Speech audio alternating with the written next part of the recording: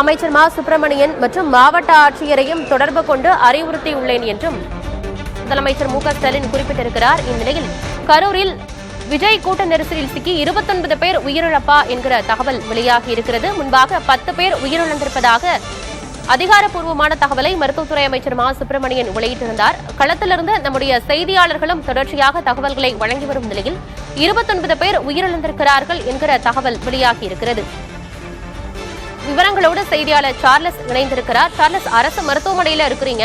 முன்பாக 10 நபர்கள் உயிரிழந்திருப்பதாக உறுதியான தகவல் வெளியாகி இருந்தது. இப்ப 29 பேர் உயிரிழந்திருக்கிறார்கள் என்று சொல்கிறார்களே, என்ன விவரம் சார்லஸ்? மிகவும் துயரமான செய்தி ஆனந்தி. சற்று நேரத்துக்கு முன்னதாக கரூர் அரசு மருத்துவமனை இருக்கை மருத்துவர் நம்மிடம்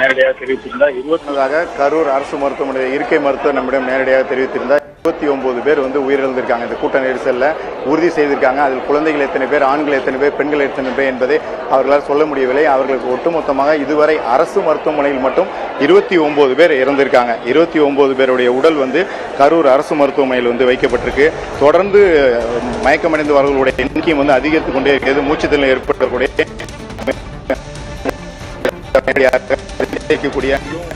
மற்றும் நேரடியாக அவர்கள் பார்த்து வராங்க. இது ஒரு மிகவும் துயரமான செய்தி.